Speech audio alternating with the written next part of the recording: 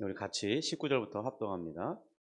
주를 두려워하는 자를 위하여 쌓아두신 은혜, 곧 주께 피하는 자를 위하여 인생 앞에 베푸신 은혜가 어찌 그리 큰지요. 주께서 그들을 주의 은밀한 곳에 숨기사 사람의 꾀에서 벗어나게 하시고 은밀히 장막에 감추사 말다툼에서 면하게 하시리이다. 여호와를 찬송할지어다. 견고한 성에서 그의 놀라운 사랑을 내게 보이셨음이로다.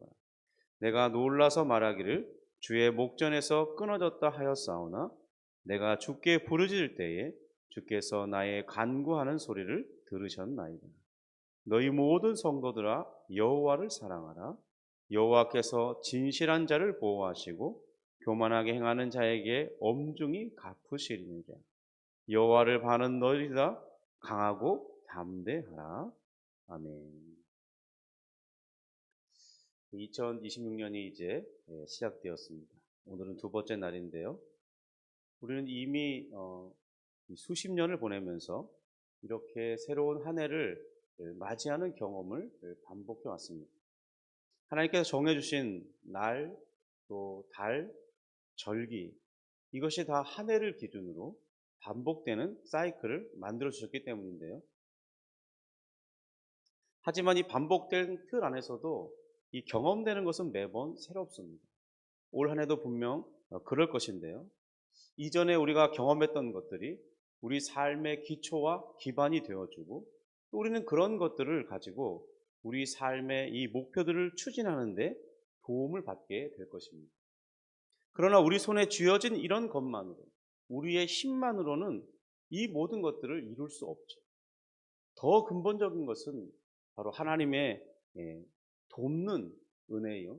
우리가 하나님을 신앙하면서 그를 의지하는 삶을 통해서 그의 능력이 우리의 삶에 나타나야 할 것입니다. 특별히 우리는 올해 이 복음의 능력으로 번져가는 교회라는 표를 가지고 우리 로마서 1장 16절, 17절에 근거로 해서 한 교회로서 우리 각자가 이 삶의 영역에서 그 말씀을 근거로 해서 귀한 열매들을 맺어갈 수 있기를 주님의 이름으로 축복합니다. 성도 여러분은 지난 12월 31일 수요일 아침 예배 때 오늘 본문으로 해서 하나님께서 우리를 위해 쌓아두신 은혜가 많다. 그런 영적 비밀에 대해서 나누었습니다. 그리고 그 은혜의 창고를 여는 비밀번호는 바로 여호와를 경외함이라고 말씀드렸는데요. 그러한 내용을 들을 때 우리는 그렇죠. 그렇게 하고 긍정할 수 있습니다. 하지만 우리의 이 실제 삶에서 그 풍성한 은혜가 잘 확인되어 지십니까? 정말 우리가 그런 삶을 누리며 살아가고 있습니까? 정말 기도하면, 하나님을 경외하면 그런 정말 이 하나님의 쌓아주신 그 은혜가 우리에게 쏟아 부어지고 있는 것을 확인하며 살아가느냐는 것이죠. 어쩌면 우리는 마치 짙은 아침 안개에 쌓여서 어떤 잘 보이지 않는 가려지고 붙잡히지 않는 그런 상황이 우리 현실과 더 가깝지 않으십니까?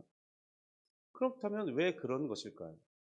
왜 우리에게 그런 은혜가 멀게만 느껴지는 것이겠습니까? 이것은 우리의 경험 속에서 확인되는 두 가지의 안개, 바로 두 종류의 방해물이 있기 때문입니다. 이 첫 번째는 바로 위기의 안개입니다. 우리 스스로 감당하기에는 너무 힘든 이 고난이 닥쳐왔을 때, 그 고통의 크기가 너무 크기 때문에 하나님의 은혜가 우리의 이 자신의 시야에서 가려지는 것이죠. 마치 없는 것처럼 느끼는 거죠. 내 시야가 좁아지기 때문에 안 보이는 것입니다. 또 내 앞에 이 닥쳐진 고난이라는 게 너무나 크게 보이는 그런 것이 내게 너무 가까이 있으니까 오히려 위에 있는 하나님의 은혜가 잘 안 보이는 거죠. 두 번째는 나태함의 안개입니다. 큰 위기는 없습니다. 그런데 그게 더 문제라는 거죠. 우리는 살만한 여건이 주어져 있습니다. 당장 경제적 여건도 그렇게 나쁘진 않아요. 뭐 조금 불편한 게 있어도 사실 없는 건 아니에요. 우리가 충분히 위험에 대처할 수 있는 그런 여력들이 있어요.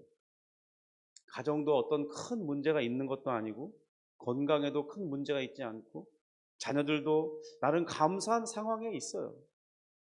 그런데 한 가지 문제가 있습니다. 바로 하나님과의 관계에서 무료함이 느껴진다는 겁니다. 매주 교회 와서 예배 자리에 앉아서 예배를 드리고 헌금을 드리지만 어떤 변화와 이 감동은 없는 거예요.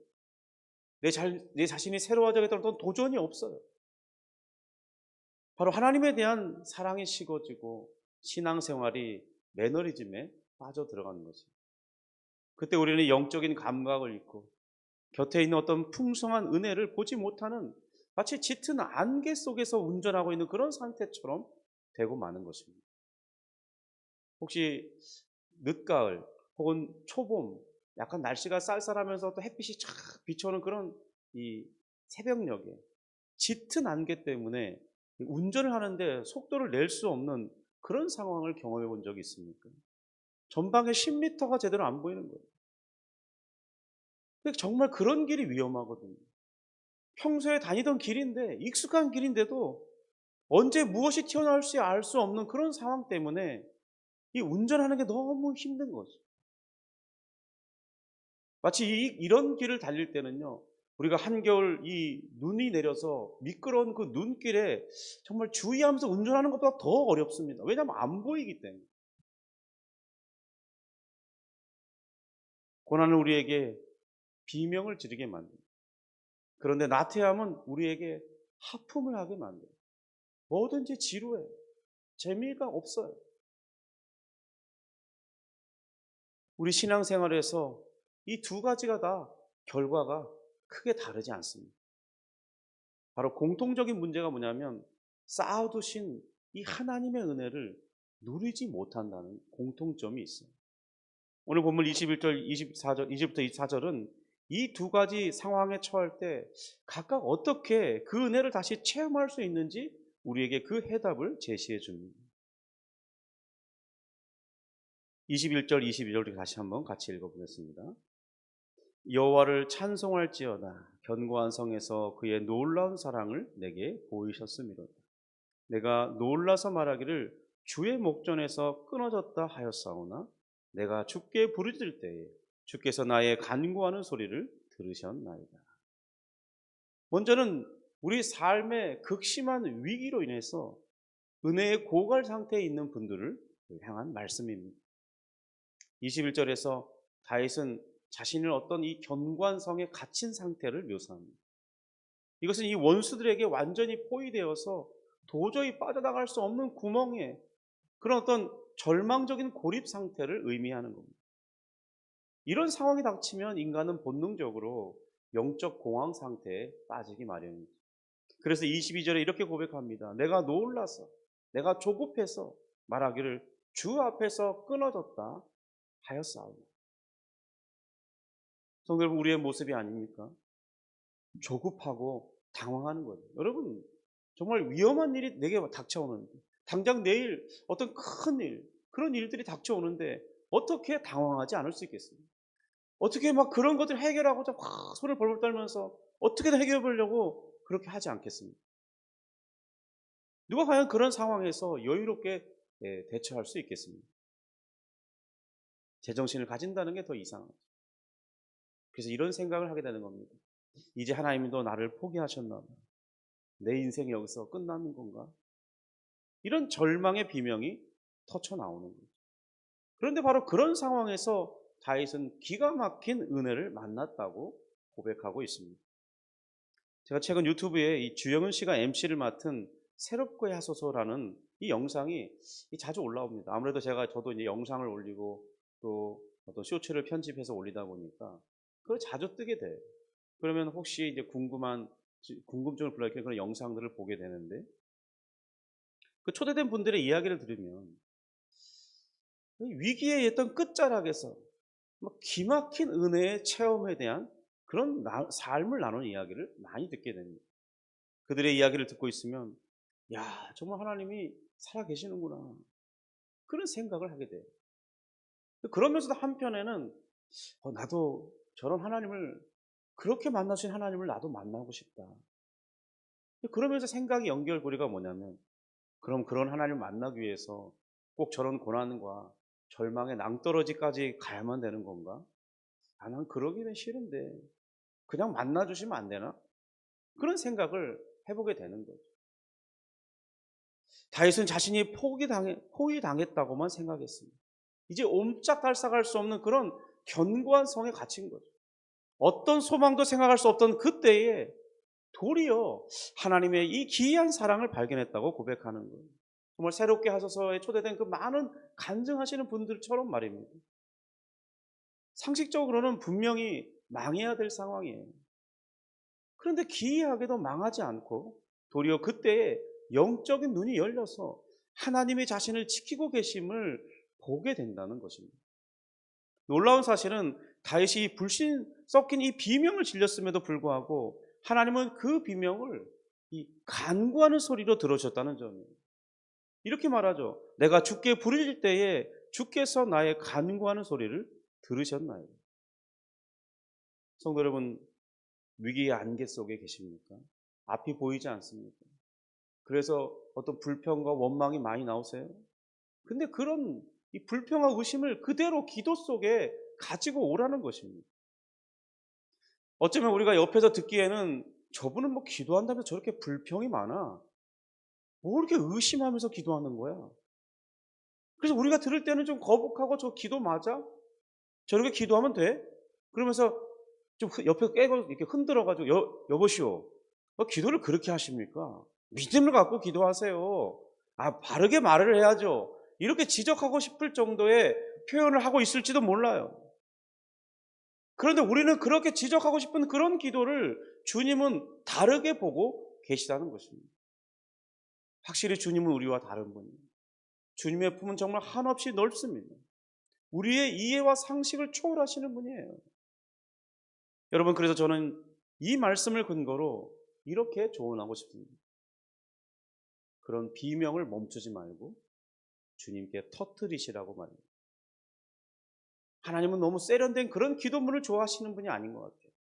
도리어 서툰 기도, 불평이 담긴 기도 속에, 그런데 사실은 하나님이 더 보시는 건 뭐냐면 너가 그런 불평함 속에서도 나를 향한 간절함과 진실함이 있느냐, 나를 의지하고 싶은 그런, 나를 만나고 싶은 그런 간절함이 있느냐, 그 진정성을 보고 싶어 하시는 것 같아요. 위기라는 이 견고한 성은 우리를 가두는 감옥과 같은 역할을 합니다. 그러나 신기하게도 하나님은 그곳에서 기이한 사랑을 준비해서 마치 밀실에서 한 사람을 만나는 것처럼 여러분을 만나주시려는 그런 이 밀실로 바꾸신다는 거예요. 우리가 볼 때는 그것은 고난이에요. 사방이 다 막혔어요. 어떻게 할 수 없어요. 정말 죽을 것 같아요. 그런데 주님은 거기서 우리를 만나시려는 그 장소를, 감옥과 같은 그 장소를 밀실로 사용하신다는 거예요. 여전히 21세기 한국에 살아가는 수많은 사람들을 하나님이 만나주고 계시다는 것을 이 새롭게 하소서에 나오는 많은 간증자들이 말하고 있어요. 여러분도 그 중에 포함된 한 명이지 않습니까? 우리 23절, 24절입니다. 같이 읽습니다. 너희 모든 성도들아 여호와를 사랑하라. 여호와께서 진실한 자를 보호하시고 교만하게 행하는 자에게 엄중히 갚으시느니라. 여호와를 바라는 너희들아 강하고 담대하라. 두 번째는 삶에 큰 풍랑은 없어요. 그런데 영적인 나태함 때문에 은혜에서 멀어진 분들이 있습니다. 어쩌면 더 많은 분들이 이런 상황에 처해 있지 않나 싶습니다. 그런데 이런 상황이 실제로는 더 위험하다는 거예요. 위기는 우리를 기도를 하게라도 만들지만은 나태함은 우리를 영적인 잠에 빠져들게 하기 때문입니다. 다윗은 이 나태함의 안개를 걷어내기 위해서 두 가지 해결책을 제시해 줍니다. 첫 번째는 주변을 보는 것이 아니라, 외형만을 보는 것이 아니라 본질을 보라는 것입니다. 하나님의 사랑을 회복하시기 바랍니다. 이렇게 말하죠. 너희 모든 성도들아 여호와를 사랑하라. 여러분, 소위 부부에게 찾아오는 이 권태기라는 게 있습니다. 이 권태기는 사랑하지 않아서 찾아왔다기보다는 말하지 않는 데서 찾아오고, 일상적인 대화는 오갔지만 서로의 마음을 확인하는 대화가 없기 때문에 찾아온다고 합니다. 잘못된 기대가 무관심을 만들고 또 그러기 때문에 자기 역할과 기능에만 자기가 맡은 기능에만 충실한 상태가 지속하는 거죠. 그렇게 되면 어떻게 됩니까? 친밀함이 사라지는 거예요. 서로를 향한 이 설레임과 어떤 새로움을 찾는 그런 열심을 놔버리게 되는 겁니다. 근데 사실 아직 저는 결혼한 이후로 그 전부터 그랬지만 지금까지 그런 단계까지 가본 적은 없어요. 그래서 잘 모르겠어요. 근데 어쨌든 이런 전문가들이 권태기에 대한 어떤 진단을 내릴 때 이 하나님의 관계에서만큼은 이해가 됩니다. 저도 하나님과의 관계에서 마치 권태기가 뭔지 느낌이 좀 와요. 왜냐하면 저도 그런 때가 자주 오거든요. 이 나태함이란 하나님과의 관계가 의무나 습관이 되어버린 상태입니다. 특별히 이렇게 매일 아침 기도회나 새벽 기도에 매일 나오시는 분들이 의외로 그런 상태에 빠져들 가능성이 높습니다. 자기는 늘 은혜의 자리에 있다고 생각해요. 그런데 무료해지는 거예요. 빠지지는 않아요. 그런데 감격이 없어요. 언제나 봉사의 자리에 있어요. 그런데 뜨거운 사랑으로 하지 않아요. 의무감으로 하는 거죠. 목사님에 대한 눈치를 보는, 지금까지 사람들과의 관계의 눈치를 보는 거예요. 하긴 하는데 그 사람을 자세히 보면 알 수 있어요. 그 입술에 입가에 봉사할 때 웃음이 없어요. 기도 소리를 들어보죠. 뭐 듣고 싶어서 듣는 게 아니라 들리니까요. 그런데 간절함이 없어요. 사랑의 고백이 없어요. 여러분, 은혜가 어떤 멀게 느껴지는 이유는 뭐냐면 하나님의 그 사랑의 공급이 줄어서가 아니라 우리가 하나님께 반응하기를 멈췄기 때문입니다. 여러분, 사랑은 능동적인 것이죠. 쌍방적인 것입니다. 물론 우리가 먼저는 하나님께 구애받고 사랑을 받습니다. 그리스도의 그 십자가에 피 묻은 손으로 우리를 사랑하시는 그 증거를 볼 때 우린 처음에 감격해요. 그 사랑을 안 우리도 하나님을 뜨겁게 사랑하게 됩니다. 그러나 시간이 지나면서 그 좋았던 사랑이 이제 당연한 것이 돼요. 마땅한 것이라고 느껴지는 그 착각에 빠지면 우리는 이제 어떤 현상이냐? 그건 다 내 거니까 이제 좀 더 다른 것, 이렇게 시야를 옮겨요. 이것이 해서 문제가 되는 겁니다. 그럼 바람 피는 사람들이 왜 바람이 나는 것입니까? 사랑하는 이 배우자를 향한 이 눈을 권태기로 인해서 돌리는 거죠. 이때 문제가 발생하는 거 아닙니까? 거기에 자극이 오는 것이죠. 다른 자극을 찾기 때문에 이 진실하고 풍요로운 하나님의 사랑을 무료하게 느끼게 만든다는 겁니다. 성도 여러분, 하나님의 사랑은 언제나 신선하고 언제나 새롭습니다. 문제는 우리 마음이 문제인 거예요. 그래서 다윗은 우리에게 명령합니다. 왜 우리 드라마에서도 이렇게 문제가 생겼을 때 팍 물컵 세례를 받잖아요. 아니면 팍 싸대기를 맞죠. 심지어 과장되면 어떤 데는 보니까 웃긴 움짤 영상 있죠. 쇼츠 같은 데 보면 김치로 팍 싸대기를 때리더만. 그 의미가 뭡니까? 정신 차려! 이거잖아요.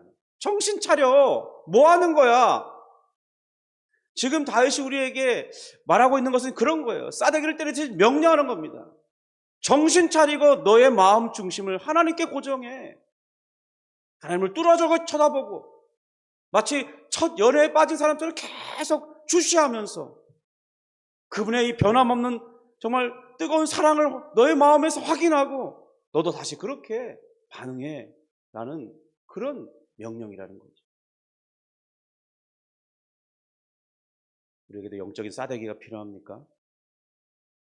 두 번째는 이 바라는 자의 긴장감을 회복해야 된다는 것입니다. 24절에 이렇게 말하죠. 여호와를 바라는 너희들아 강하고 담대하라.